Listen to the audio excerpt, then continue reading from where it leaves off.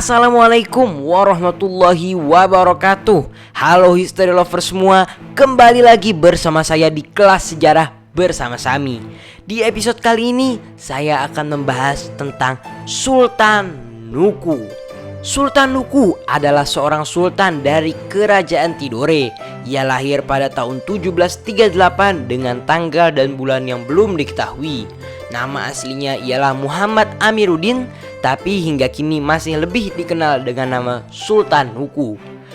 Pada waktu itu di Kesultanan Tidore, Belanda seringkali mengintervensi dan ikut campur urusan internal Kesultanan Tidore.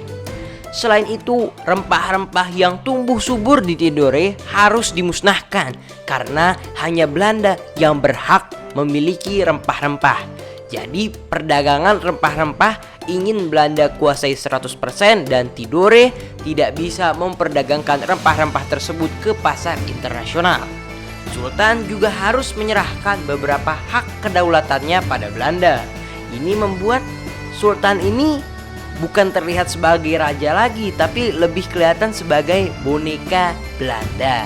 Pada tahun 1779, ayah Sultan Nuku, Sultan Jamaluddin, ditangkap oleh Belanda bersama beberapa orang-orang lainnya karena pertama tidak memenuhi kewajiban memusnahkan pohon rempah-rempah dan dituduh berkonspirasi dengan Inggris. Akhirnya Sultan pun mesti digantikan. Pada waktu itu ada 3 pangeran yang menjadi kandidat kuat. Pertama Pangeran Nuku, kedua Pangeran Malikuddin, dan ketiga Pangeran Kamaluddin. Tapi yang mengejutkan ialah yang diangkat malah Pangeran Patra Alam yang dianggap tidak mampu.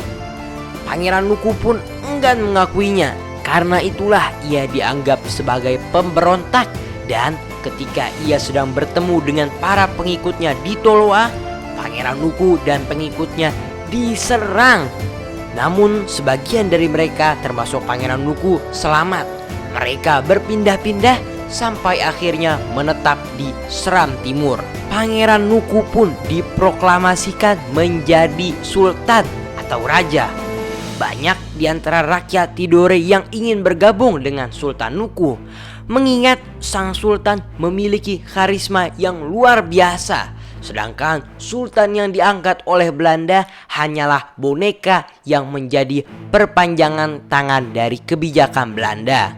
Selain itu, rakyat Papua, Halmahera, dan Seram Timur siap membantu perjuangan Sultan Nuku. Sultan Nuku juga menerapkan strategi perang laut yang sangat baik dan efektif dalam melawan Belanda sehingga mereka kalah dan tak dapat membalas, serta mereka mendapatkan kerugian yang teramat besar. Di tahun 1783, Belanda mengadakan ekspedisi di bawah pimpinan Van Dijk.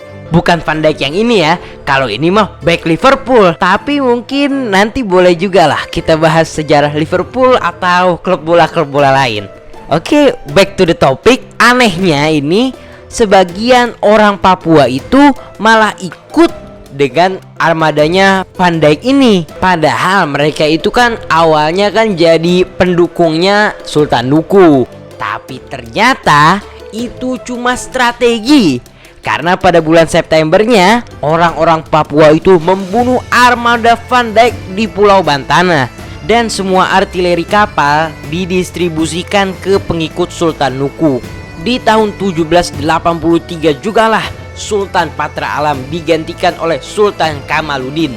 Sama seperti sebelumnya, Sultan Kamaluddin juga dikendalikan oleh Belanda.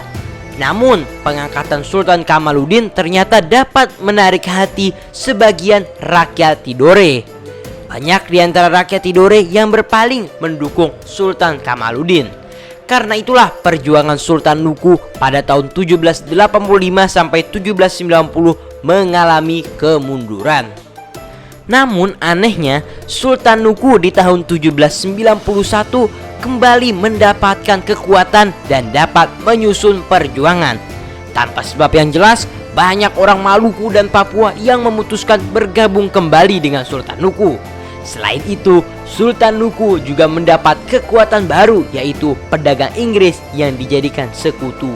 Perjuangan kembali berlanjut. Sultan Nuku mulai melakukan perang urat syaraf atau Saiwar dengan mengintimidasi bahwasanya ia telah bersekutu dengan Inggris yang menyediakan amunisi dalam jumlah besar untuk armadanya.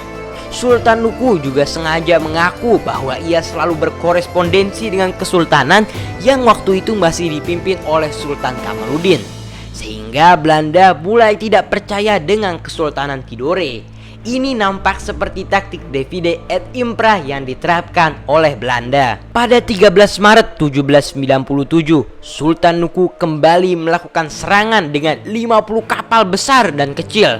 Mereka menyerang dan mengepung Bacan. Proses pendudukan memakan waktu 1 minggu. Dan pada 12 April, Sultan Nuku dengan 70 kora-kora serta dibantu oleh pedagang Inggris menyerang Tidore. Sultan Kamaluddin lari meninggalkan Tidore dan pergi ke Ternate. Akhirnya Sultan Nuku pun kembali mendapatkan kuasa penuh atas Tidore. Namun tidak sampai di situ saja, ia juga berusaha menyerang Ternate. Jadi waktu itu Inggris sedang bersaing dengan Belanda. Inggris ingin menyerang Ternate, tapi Inggris belum kuat. Akhirnya Inggris pun meminta bantuan Tidore.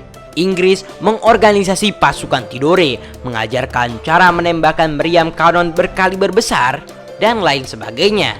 Akhirnya tanggal 21 Juni 1801, setelah 2 bulan pengepungan, Ternate pun jatuh dan Maluku Utara dapat dikuasai kembali di bawah pimpinan Sultan Nuku. Sultan Nuku wafat tanggal 14 November 1805 di ambang pintu peperangan baru karena Belanda berencana menyerang Maluku kembali. Dan benar saja, tak lama setelah Sultan Nuku wafat, Tidore kembali diserang dan pengganti Sultan Nuku tak dapat mempertahankan kejayaan yang telah dirintis oleh Sultan Nuku. Nah, sekian dulu video kali ini History Lover. Jangan lupa di like, comment, subscribe, dan share juga. Nah, satu lagi nih History Lover, kalau misalnya ada saran atau mau request konten, tinggal komen aja di bawah. Dadah, wassalamualaikum warahmatullahi wabarakatuh. Salam History Lover.